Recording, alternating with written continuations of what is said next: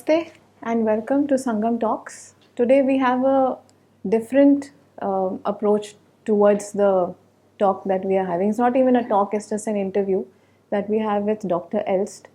And all of you know him as a wonderful Indic scholar, a researcher, and somebody who's given the Indic perspective a totally different shift. And his contribution is enormous. But most of us are very curious to know the Dr. Konrad Elst beyond this persona of the great academic that we know him as. So let's just dig in and see the personal side of Dr. Elst. So Namaste Dr. Elst, welcome to Sangam Talks, and where you were born, your parents, and how you grew up in which environment academically, family, and your social environment. Well, this was Leuven, Belgium. At the time, Leuven was still a bit of a center of the Catholic Church in Belgium, in the background, let's say. And so my parents, my environment is all Catholic. The majority back then was Catholic. There were also atheists, religious skeptics. Otherwise, there were no Protestants, no Muslims or so it was pretty homogeneous. And I went to Catholic school. Everybody there I saw back on Sunday when they went to Mass, to the Eucharist. And so there was nothing happened really. It was lower middle class environment, quite stable. We were not rich. We had no car, for example, no telephone. We did have a TV. That made a difference. So I'm the second of 5, 1 elder sister, 3 younger brothers. My father was a civil servant. He had studied law. It's not a practicing lawyer, but a law scholar. He also wrote in Catholic journals, about religion, about the state of religion. My mother had been a teacher at, when she got married, or shortly after that, she stopped that. Then she had 5 children. So we had a stable family, rather uneventful. No stories of abuse or being beaten up or so. Absolutely nothing of that kind. It was totally alien to me.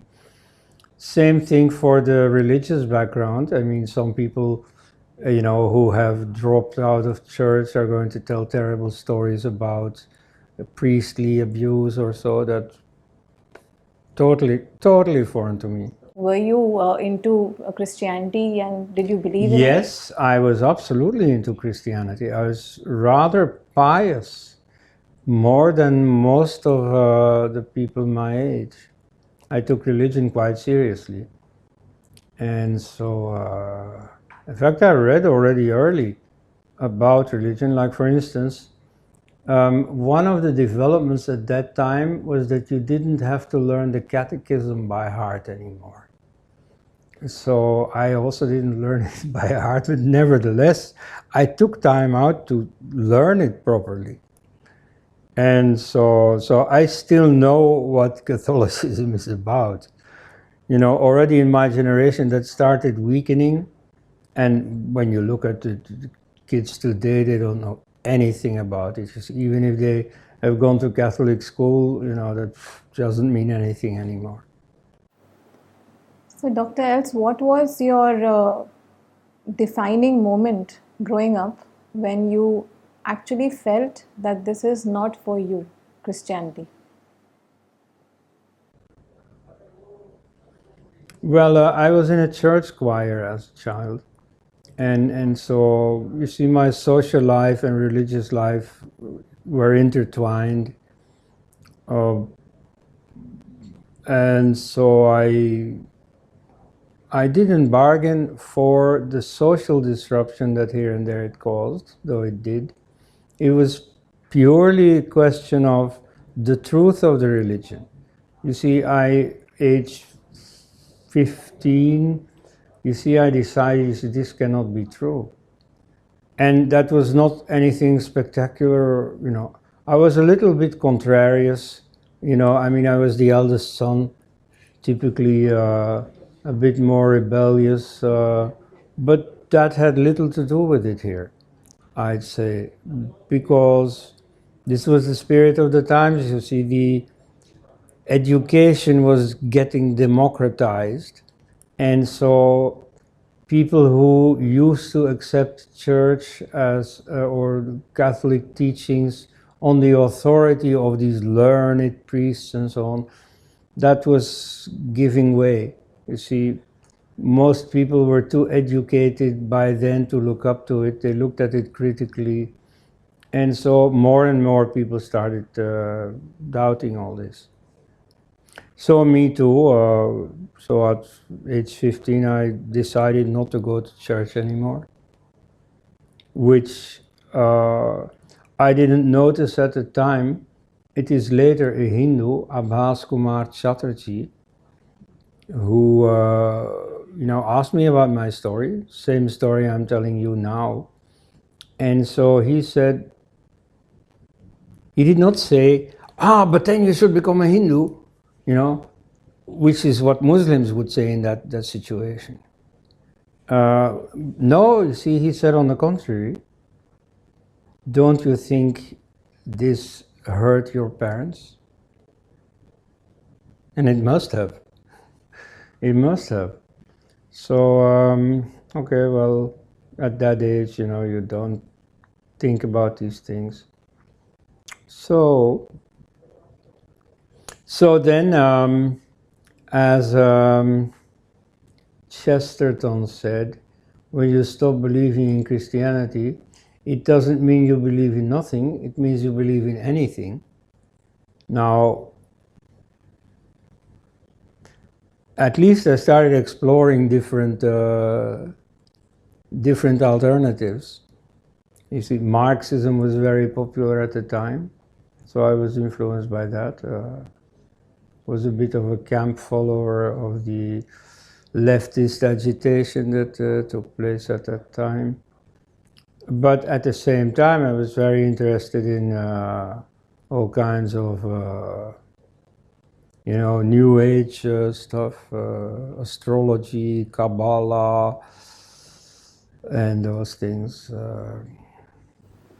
So, Doctor, you were also an engineering student. Well, yeah, you see, the school I went to was famous for its strong mathematics teaching. And so many who finished then went on to do the entrance exam of engineering, even if they had no plans to study engineering, just to show their muscle, in mathematics. And so me too, I did that entrance exam. Then I started studying engineering. I didn't know very well what to do in life at that time. And then I found halfway, well, no, you see, this is very demanding. You have to forget about everything else, which I did not want to do. Too interested in too many things. So I opted for Oriental studies.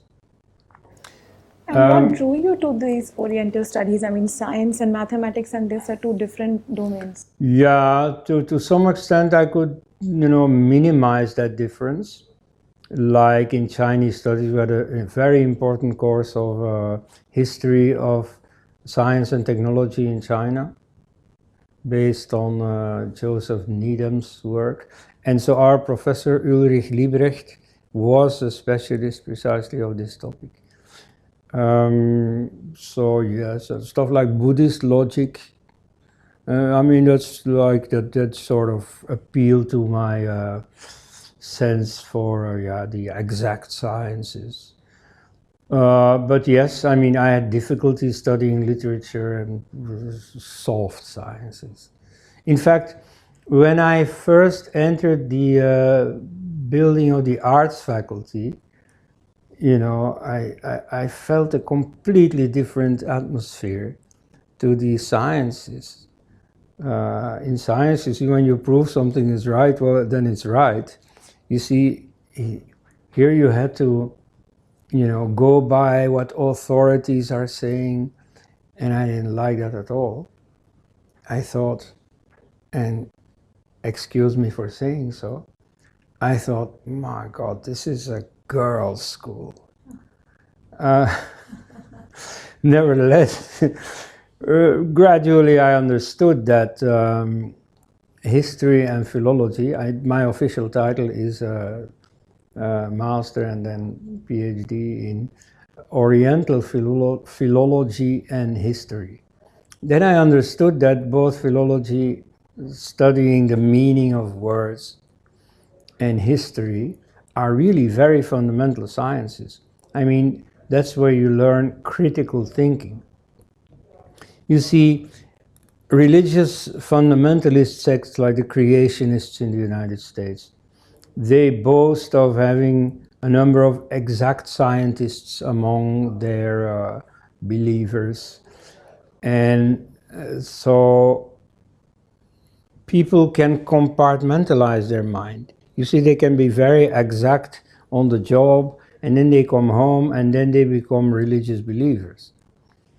And you find that much less among people who learn to think critically. And so that's what philology and history are about. So, if you studied, let's say, the Bible and develop doubts about Jesus and see the contradictions in the Bible and so on, well, that's one way of starting to doubt, of starting to think critically. Whereas if you learn about differential equations, that's very interesting, but that's not what is going to set you to think about what you've learned in religion classes. So yeah, I mean, ultimately I'm quite happy that I did what I did. So now tell us the India story, Dr. Elst. How did you come here? Yes. Well, I am sorry to say, I'm generally sorry to say, but especially for a Hindu audience, because I know that many are not going to like this, but I am divorced. And so let's say that I discovered India to a large extent thanks to my wife. So, I mean, I had earlier already noticed India. It started at age 5 or 6 when I watched a TV serial where some detective has to get the testimony of some lady. So he goes to her house, knocks on the door, no answer. Then he notices that the door is open. And so he goes inside and she's there. She's standing on her head in Shirshasana.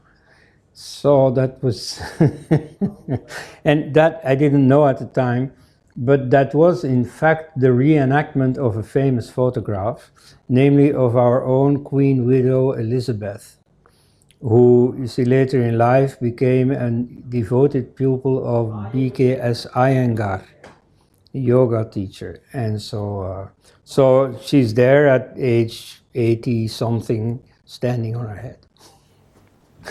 So that drew you towards yoga, you're saying, to this whole mystery? I don't think the word yoga was there, but at any rate, from then on, I, absorbed any information about it I could get. Yes. Anyway, so later on, I first enrolled in Chinese studies, which is very good because, you see, many people have a one-track interest in one particular part of the world, and so that's not my case, apart from my own background.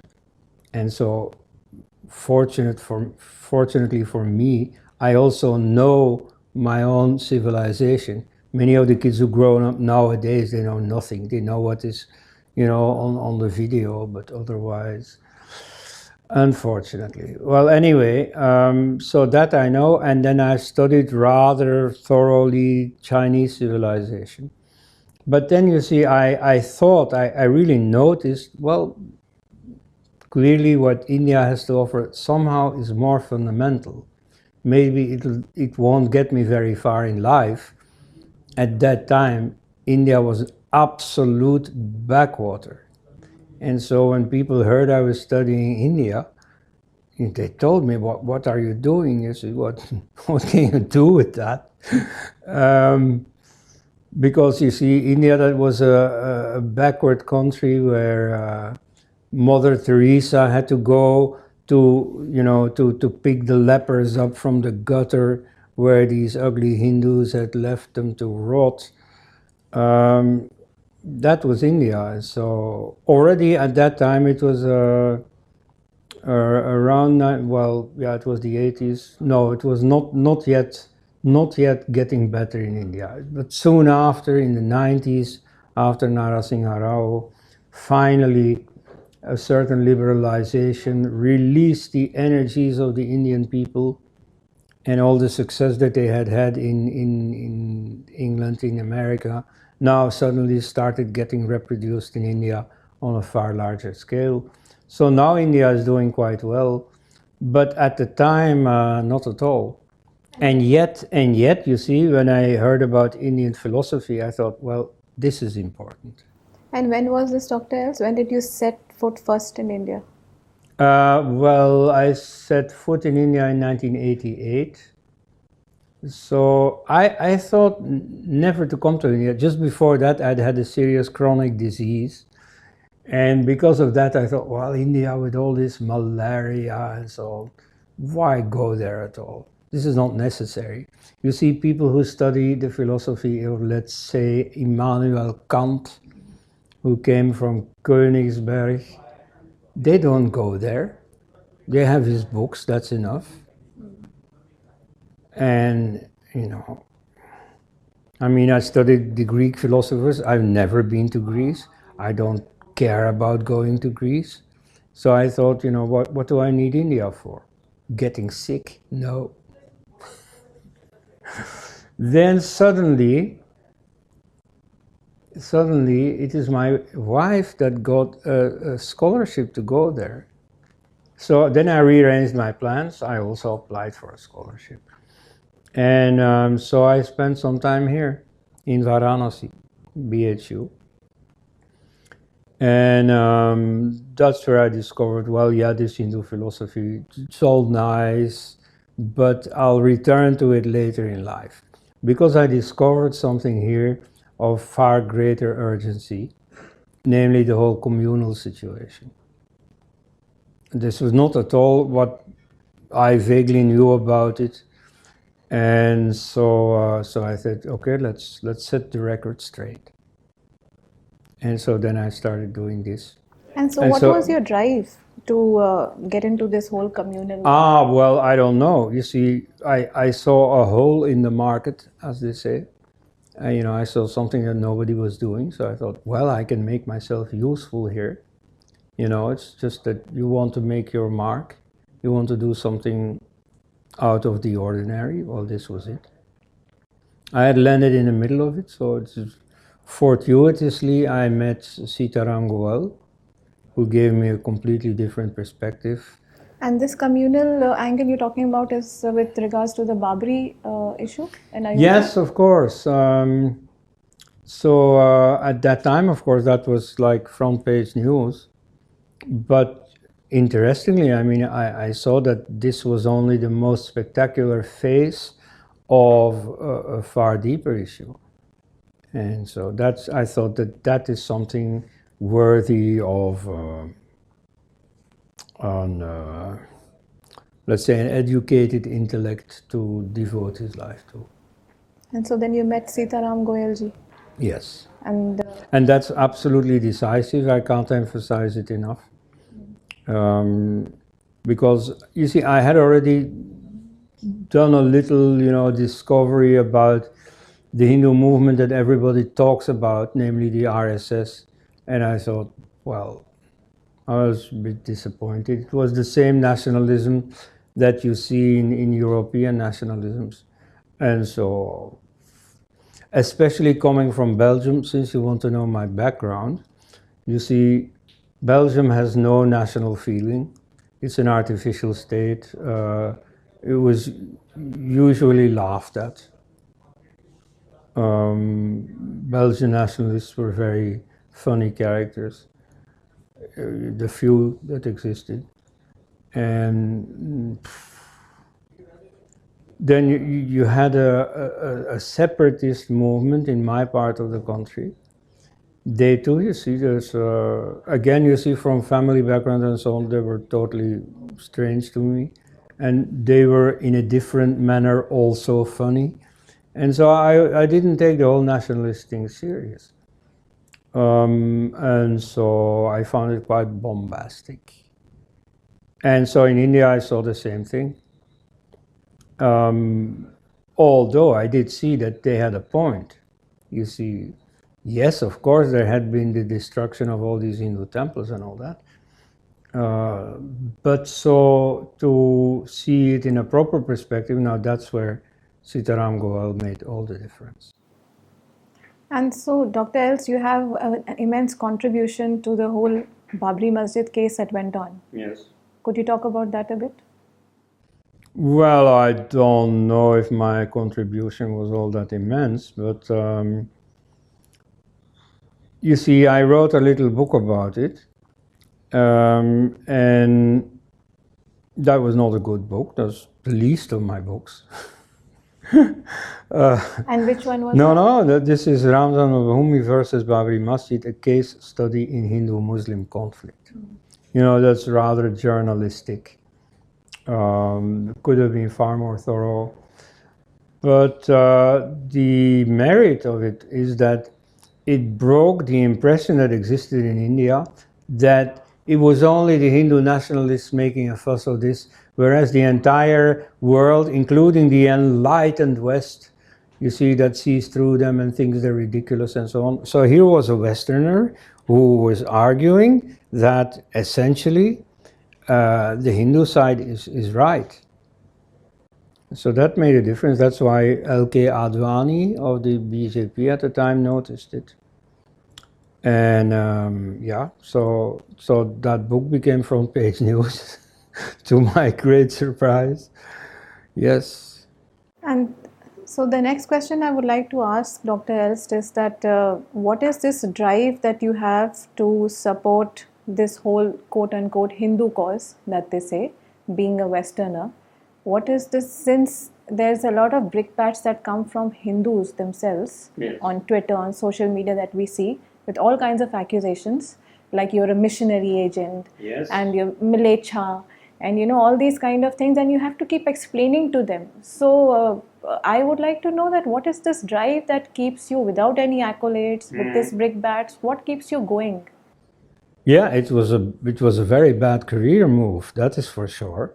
If I'd wanted to become somewhat well-to-do, then maybe I should have opted for the other side, you know. But and then among Hindus also, yes, it's true, I'm not very much appreciated because I have some views on intra-Hindu matters that don't please everyone. Like, for instance, I displeased the traditionalists by saying, no, the Vedas are not the essence of Hinduism. They came later. They are specific for one area, one tribe that started the Vedas. Then, of course, it became more prestigious and so on across India. But still, it's not really the essence of Hinduism. And so many people don't like that. There are still quite a few casteist Hindus who don't like my idea that caste is just a historical development. It wasn't always there. And if it disappears, well, okay, Hinduism will still exist. And so on. So yeah, there are Hindus who don't like me, who say, Mlecha detected, opinion rejected. Yes. So what is well, your why? Okay, why do I nevertheless soldier on? Well, I guess I have a normal desire to do something noticeable, not to just parrot the received wisdom. Then, of course, Hindus may say, and some of them have said, that clearly in a past life I was a Hindu, and maybe my reincarnation elsewhere even has a reason, namely that in India I saw the Hindu movement completely going wrong, not achieving anything, getting stuck in its own contradictions, in its own confusion.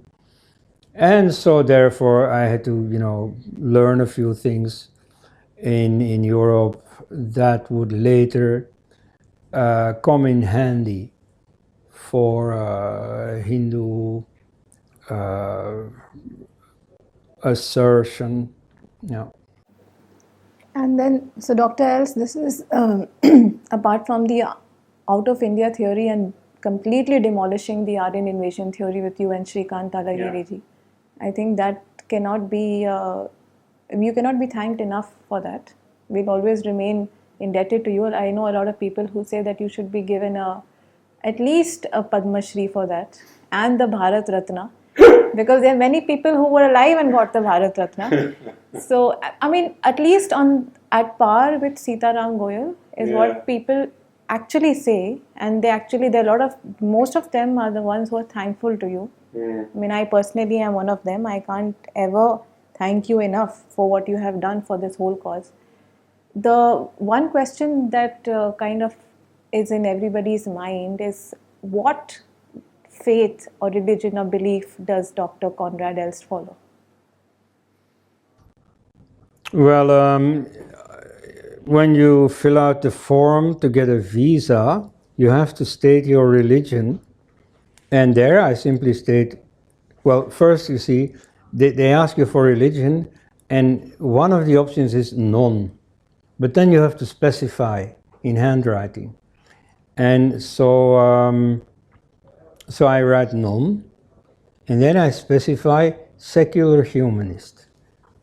Secular is a very abused word. Yes, I know, but there's nothing wrong with it in the West. It's only in India that it's gained a totally different meaning. And so in India, I wouldn't want to be called a secularist. What do you identify yourself with in India? Pre-Vedic. Pre-Vedic? Yes. What does that even mean?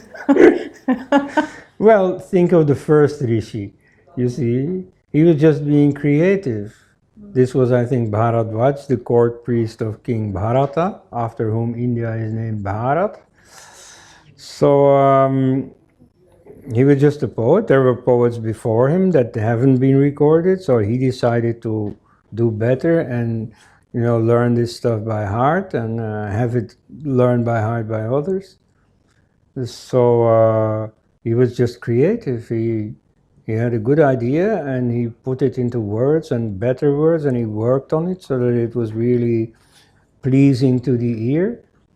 And well, so he was being creative. I remember you telling me this, that you are an itzist. This is a Dutch expression, ietsist. Iets means something. And so it's very common if you ask ex-Christians, yeah, but what do you believe in? And they say, yeah, well, I'm no longer a Christian, but yeah, there is something. I mean, I wouldn't call it God, but yeah, there's something. So the somethingists, well, I wouldn't even call myself a somethingist really, because I'm not even sure that there is something. There may also be nothing. We do not need to believe. I mean, as some skeptics say, Christians always harangue them, yeah, but you also believe in something. Well, yes, I believe in evidence. That I believe in. But not necessarily a supreme being or so. You see, in 2005, the Buddhist clergy in Cambodia intervened with the government because they had heard of plans to write in the social science textbooks for the pupils that religion is the service of God, or anything else, at any rate with the word God in it. So they said, it's not true. We Buddhists, we don't believe in God. And people may believe anything, but Buddhism is not about beliefs. Buddhism is a certain practice. And so I can totally agree with that. So I think that's all we have about Dr. Elst, and as much as we could gather in this short span of time, but I think Dr. Elst, we've done a fairly good job, and so we'll try to follow up with more intellectuals and more such great scholars who you want to know from the other side, their personal side, which we all are very interested. So thank you very much for joining, and thank you, Dr. Elst, for joining in and sharing these thoughts with us. Thank you.